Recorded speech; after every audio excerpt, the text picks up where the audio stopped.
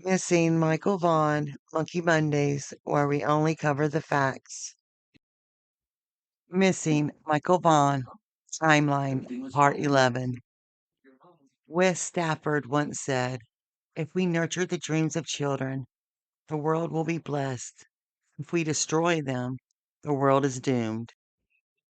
On the farthest outskirts of Boise, Idaho, lies a small town called Fruitland, named for the many apple orchards scattered throughout its farmland. This quaint town, home to a warm and tight knit community of about 6,000 people, sits along the Snake and Payette Rivers in Payette County. Located along US Route 95 in the Treasure Valley of southwest Idaho, Fruitland is about 50 miles west of Boise and borders Oregon, making it part of the Ontario micropolitan area. Almost 3 years ago, Fruitland became a nationally recognized name, and the reasons behind this has very little to do with its fruit orchards. Instead, it's known as the home of missing boy Michael Vaughan. On July 27th, what began as an ordinary summer day for Michael and his family quickly turned into a nightmare. Michael's mother, Brandy Neal, had been working numerous days in a row, and this was finally her last day before a much anticipated break. She promised her son Michael, affectionately nicknamed Monkey due to You want to his go for a walk? rambunctious and energetic personality, that when she returned Ready? home, they would have a few Ready to days go? off to play together. Randy called home later that afternoon around 4 p.m. and found Michael happily playing video games. Everything seemed normal. However, a few hours later, Brandy received a call that would change her world forever. The fun loving, blue eyed little boy who loves to play outside was missing. Despite extensive search efforts and nationwide efforts, Michael Vaughan has not been found, and the question remains, where is Michael? Randy received the call at work and without hesitation left immediately to return home. Police officers met her near their residence, and it became abundantly clear that the search for Michael was already in full swing. Neighbors began piecing together their recollections of sightings between 6 and 7 p.m. They remember that Michael didn't appear scared, but no one had meticulously kept track of his whereabouts, and soon Michael had simply vanished. The Fruitland community rallied together, united by a shared determination to find Michael. Some residents scoured the town, scouring every nook and cranny, while others ventured into fields and storm drains, from trash cans to park bathrooms. Every conceivable hiding spot was meticulously searched. The evening of July 27th, 2021 was marked by a solemn milestone when the first missing and endangered child alert was issued at 8:20 p.m. Despite the relentless efforts of Fruitland Police Department and the outpouring of support from the community, an Amber Alert couldn't be issued due to the stringent criteria, which required evidence of an abduction.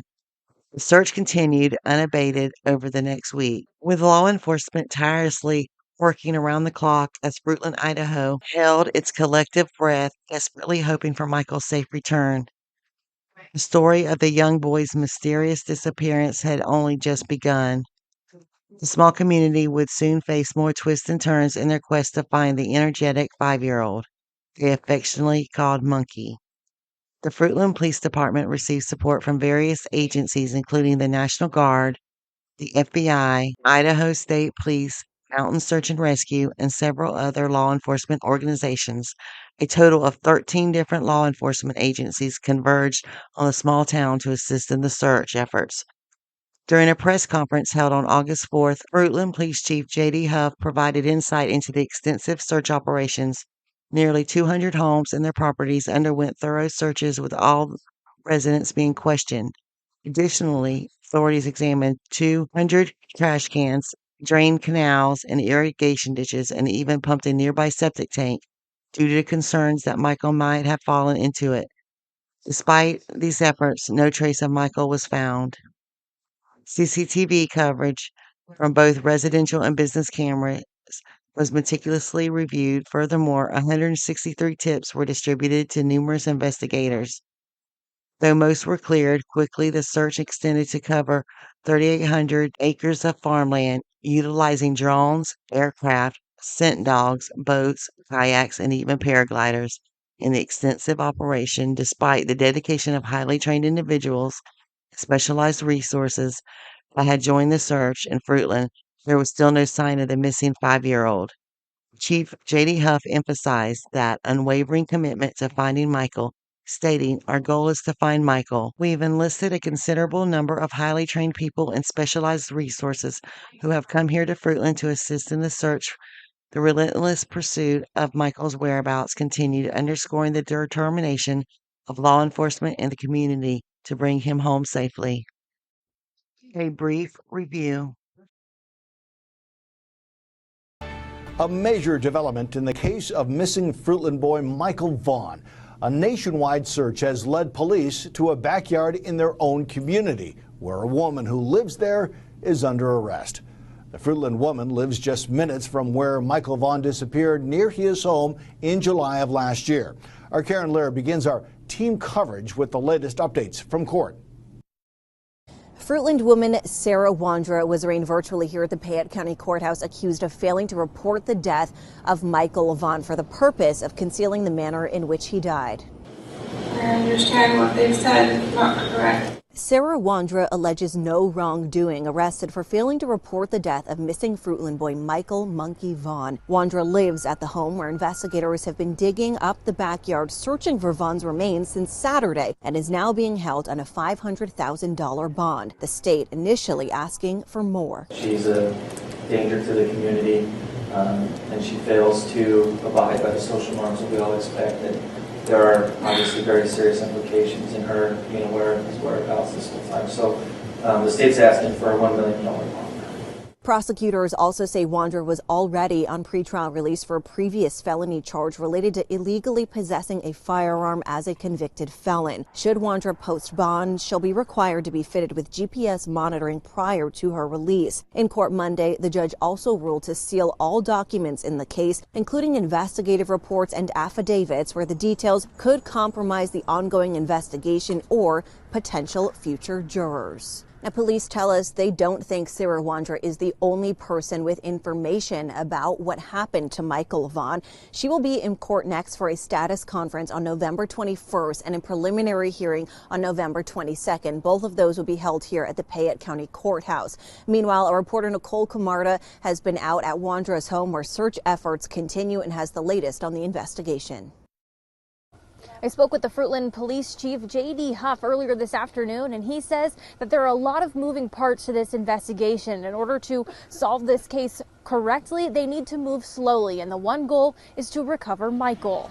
As you can see, crews have been digging in the backyard for the last 3 days at this home where Sarah Wandra lives. Police say a credible tip from someone who lives in the home led police here to this location. And for the last couple of days, truckloads of dirt have been hauled away all day long, and crews have continued to dig in the backyard of this home, searching for what they believe to be the remains of the missing boy Michael Vaughan. Now, at this time, Police Chief J.D. Huff could not confirm if anything has been found in the backyard at this time, but he did make it clear that Sarah Wandra has no connection to the Vaughan family.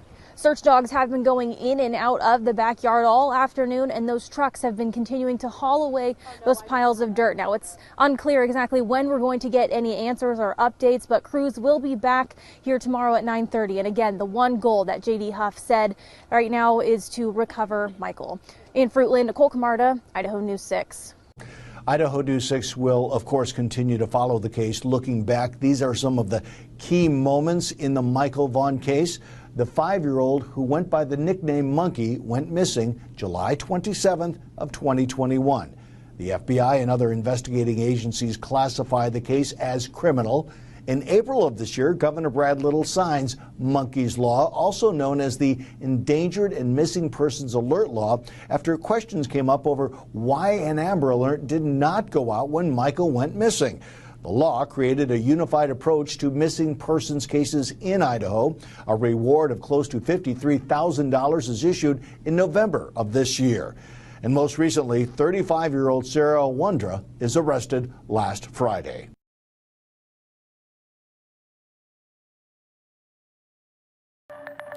Well, Fruitland boy Michael Vaughan disappeared from his neighborhood more than a year ago. And today, there are still so many questions surrounding what happened. Yesterday, in a news conference, Fruitland police revealed the identities of 2 more people who they believe have firsthand knowledge in Michael's abduction.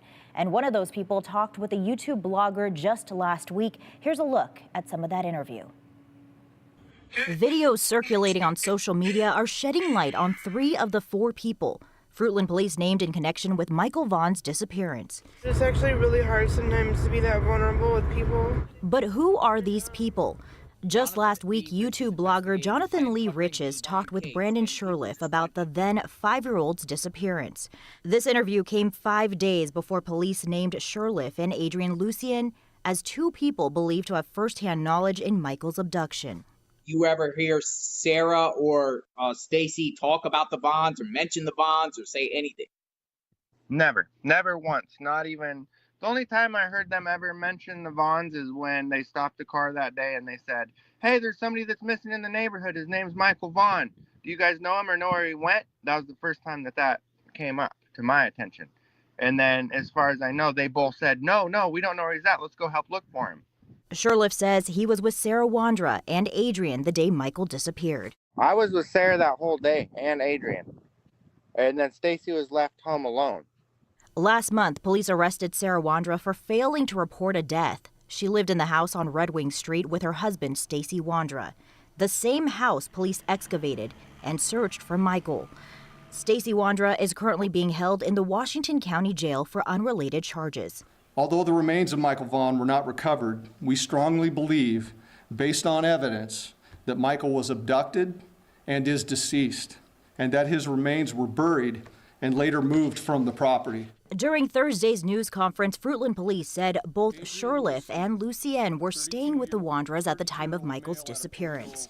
Police say Lucien is believed to be floating between Ohio and California. While drinking beer and sitting in a hot tub in North Dakota, Sherliff also revealed the Wandras were religious or hid behind religion. Hey, I thank God for you. I hope you say a prayer for me. Like the whole time I was there, they just say, "Oh, we believe in God and God tells me what we should do for the day and how to help people, and we believe in doing good to the community." So I don't know why they would go from that to getting caught with guns and then trying to run off with the story that definitely didn't happen in front of my eyes. He also revealed he was not in Idaho at the time of the interview, but his family has a home here. The police and the detectives and everything, they've been at my mom's house since I've been gone. They're beside themselves and just scared and freaking out. As questions continue to surround this home where all 4 people stayed at one point, still no definitive answer as to what happened to Michael. And we reached out to Fruitland police and asked if they have seen these videos, and police tell us they have indeed watched all of them. December 8th, 2022. We're continuing to follow the investigation into missing 5-year-old Michael Vaughan of Fruitland. Fruitland police say they have made contact with the men who may have information about Michael's remains. Last week, they asked for the public's help locating 30-year-old Brandon Sherliff of Cuna and 32-year-old Adrian Lucien of Toledo, Ohio. That is Lucien there, and then that is Sherliff. Both men were staying at the home of Sarah and Stacy Wandra on Red Wing Street when Michael disappeared back in July of 2021. Fruitland police say they are working closely with the Fayette County prosecutor as they continue to investigate. Fruitland police also announced today that they searched the backyard of a home next to the Wandras on Red Wing Street, but say they found no indication that Michael had been there. Police previously searched the home of Sarah and Stacy Wandra. This is video while that search was going on. Police Chief J.D. Huff says he is confident Michael's remains were on the Wandras' property but were moved. Sarah Wandra is currently charged with failing to notify the coroner of a death. However, Michael's body has not been found at this point. And police are still looking for any information about Michael's disappearance. If you have any, you're asked to contact the Fruitland Police Department at the number on your screen. That's 208-452-3110. January 23rd, 2023. Sarah Wandra, the woman charged with failing to report the death of 5-year-old Michael Vaughan of Fruitland, was scheduled to be back in court this morning for what's called a status hearing. Only she wasn't there. Wandra has been in the custody of the state mental hospital for treatment since early December. She was found to be mentally unfit to proceed in the court hearings. This morning, her attorney argued that under Idaho law, she has 90 days before the state can reassess her competency. So the judge set another status hearing for next month. She was arrested back in November after Fruitland police say they received a credible tip that she may have had something to do with Michael's disappearance. Human remains sniffing dogs alerted in Wandra's yard, but no body was found. Michael went missing back in July of 2021 while playing in the front yard of his Fruitland home. January 26, 2023. On January 26, 2023, City of Fruitland Police Department releases a statement on their Facebook page. Update: Michael Vaughan investigation. The Fruitland Police Department continues to investigate the abduction of 5-year-old Michael Vaughan. At this stage in the investigation, investigators are working to validate information and follow up on new information we have received as a result of the last press conference. During the search warrant service at 1102 Red Wing Street, investigators recovered several pieces of evidence. Some of those pieces have been sent to private DNA labs for further analysis. That process will take time, and we are patiently waiting for the results.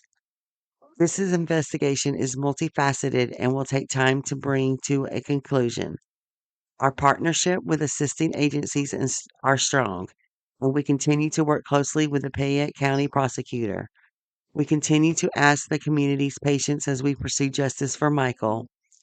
The Fruitland Police Department is extremely grateful for the community support and all of those who have had the courage to bring new information forward. Tips can be sent to the Fruitland Police Department at 208-452-3110. Tipsters may remain anonymous. Further updates will be released on this page as they are available. February 2nd, 2023. February 2nd, 2023. Brandon Shirtlift's mother speaks. Where is Shirtlift? According to his mother, Tina Morale, he is in North Dakota and she knows his location. Morale told KTVB via Facebook that her son is not running, has nothing to hide. We have all been cooperating, but this has outright turned into total harassment of Brandon and our family. It used to be innocent until proven guilty. Now it's guilty without proof. They are even pointing fingers at me and telling me I'm lying and hiding something, she said. Morale claims she opened her home up to the police when they came knocking. I gave them food and water, prayed with them, and allowed them to run their dogs and people through my house and yard. They did find my toilet was leaking, which I'm grateful for, Morale said. She claims their cadaver dog smelled the poop outside near her vent and crawl space, which was near her leaking toilets. She said Public Relations Director Mark Sullivan works for the Idaho Mountain Search and Rescue Team, has been very active in the search for Michael.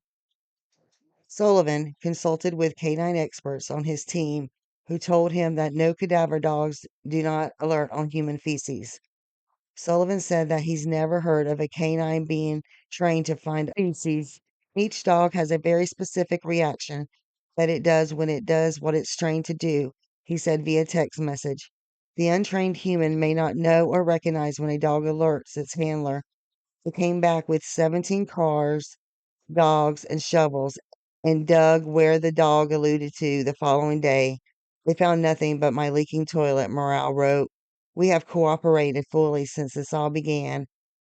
Our attorney will probably be calling a press conference for all this slander.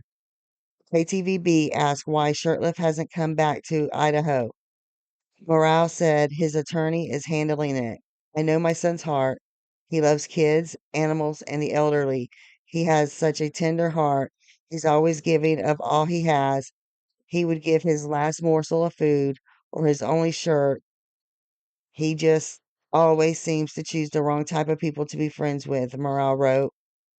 Huff said he could not elaborate on Morale's comments due to the nature of the investigation. KTVB went to Morale's home in Kuna to speak to her further, but she did not answer her door. Police said in the December press conference they had searched their home in Kuna without a warrant, but did not elaborate. Law enforcement does not need a warrant if the homeowner lets them in willingly. March 27th, 2023. Sarah Wandra, the woman charged with failing to notify authorities of a dead body in the case of missing 5-year-old Michael Vaughan, has now been found mentally fit to proceed. A judge will sign an order to bring her back to the Payette County Jail. Wandra had been at the state hospital in Blackfoot on a mental hold since November, shortly after she was arrested. Michael Vaughan went missing back in July of 2021 from in front of his Fruitland home. His body has not been found. Wandra is expected to be back in court next month for a plea hearing. The sole person in custody regarding a missing boy from Fruitland will soon be headed back to Payette County to proceed with hearings related to her charges. Payette County Magistrate Judge Robert L. Jackson, during a motion hearing Monday morning, okayed filing paperwork to transport Sarah Wandra back to Payette to be lodged in the Payette County Jail. According to a court official, the state hospital in Blackfoot, which is under the direction of the Idaho Department of Health and Welfare, has deemed her stable enough to stand trial. A status check is slated for 9 a.m. April 17th, with a plea hearing on the following day, depending on how the status check goes. Wandra is being charged with failure to report the death of Michael Vaughan, who was last seen near his neighborhood on July 27th, 2021, at the age of 5. It is worth noting that in 2 searches of yards following her arrest, police did not find the boy's body. Wanders was arrested in November after a tip led to her residence and charges of failing to report the death of a person, specifically Michael Vaughan, which is a felony charge. The backyard of her residence was dug up by Fruitland police officers. No remains were found in that search. The results were the same when police dug up a neighboring yard. Police named 3 other suspects in the case in December, including Sarah's husband, Stacy Wandra, Brandon Shirtliff of Kuna, and Adrian Lucian of Toledo, Ohio. Fruitland Police Chief J.D. Huff in December said that officials believe all of the suspects had firsthand knowledge of Michael's abduction. Lucian was said to be living or staying with the Wandras at the time of Michael's disappearance. In December, the newspaper has repeatedly sought updates on whether those suspects have made contact with police. However, Huff has repeatedly declined to answer. Wander's bond was set at $500,000 in November and has not been charged according to the court documents. April 17th, 2023. A Payette County judge dismissed Sarah Wandra's charge of failure to report a death. Wandra, if you recall, is the woman accused of not notifying authorities of a dead body in the case of missing Michael Vaughan in Fruitland. The prosecution actually asked for the charge to be dropped. In a status hearing for Wandra this morning, Judge Brian Lee also vacated a preliminary hearing scheduled for tomorrow. Wandra's case is now listed as closed in Idaho court records. We're still working to gather more information on why exactly this case was dismissed.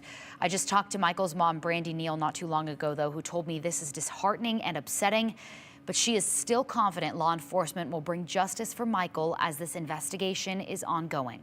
Michael went missing from his front yard back in July of 2021. Wandra lived about 4 blocks from the Vaughan family home when he went missing. Police say they believe Michael's remains were once buried on Wandra's property, but Michael's body was not found when the yard was excavated as part of the investigation. On April 17th, a surprising decision was made by Payette County prosecuting attorney Michael Duke. He requested that the charges against Sarah Wandra be dropped without prejudice, meaning that the charges could potentially be refiled at a later date. Duke's rationale stemmed from a precedent set by the Idaho Supreme Court in 2018, specifically the State versus Aikens case. In a similar situation, the court found that a woman charged with failing to notify authorities of a death and her Fifth Amendment rights against self-incrimination violated. Despite this unexpected development, Sarah Wandra would remain in jail facing charges from an incident in April 2022, including aggravated assault, destruction of evidence, and possession of a controlled substance. Notably, these charges were unrelated to the disappearance of Michael Vaughan. In response to these developments, Michael's mother, Brandy, expressed her disappointment and frustration. However, she remained hopeful and conveyed her trust in the ongoing police investigation, firmly stating that more charges were forthcoming for those involved in her son's disappearance. A mother's plea. I know, I just. Ugh.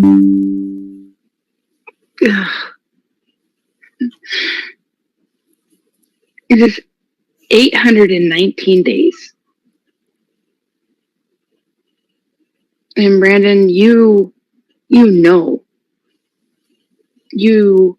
know what happened to our beautiful baby. Whether you were directly involved, but you know. You need to start talking. You need to come forward. Quit lying, quit hiding.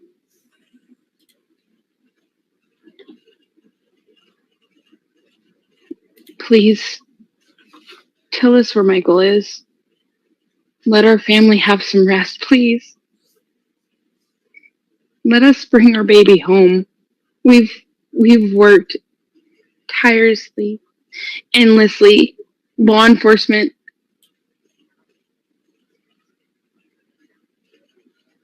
stop protecting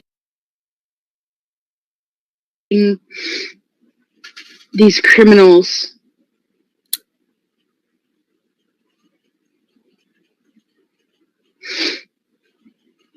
And I will say this out loud. Your mama doesn't live too far from me. So I'd like to meet her in person and see if she'd like to talk to me face to face. Because I know that there are flyers all over the area where she lives. It's time to tell the truth. It's time to own up. It's time to find Michael and bring him home and stop your BS. Same with you, Adrian, because I know you're watching as well. Michael Joseph Vaughan, lovingly called Monkey, was born on June 24th, 2016, to parents Brandy Neal and Tyler Vaughan. With a lively spirit and a love for adventure, Michael is the essence of joy. His striking blue eyes and golden blonde hair, paired with his playful natures, have captured the hearts of everyone who knows him. Tragically, Michael went missing on July 27, 2021, in Fruitland, Idaho, at just 5 years old. Michael, who is 3 feet 7 inches tall and weighs about 50 pounds, was last seen wearing a light blue Minecraft t shirt, dark blue boxer briefs, and sandals. Despite tireless efforts from the community and law enforcement, his whereabouts remain unknown. Investigations revealed that Michael was taken near his home on Southwest 9th Street in Arizona between 6:40 p.m. and 7 p.m. The Fruitland Police Department urges anyone with information to come forward by calling 1-208-642-6006 or dialing 911. The community's continued support and vigilance are essential in bringing Michael safely back to his family. If you have any information on Michael, please call the Fruitland Police Department at 208 642 6006. Crime Stoppers at 1-800-222-TIPS and 1-800-222-8477, or call the National Center of Missing and Exploited Children at 1-800-843-5678 or dial 911. I need you to know how much Michael is loved. I need you to know how much he is missed. Our family is broken. You can't take one of our most precious citizens from us and ever expect us to stop.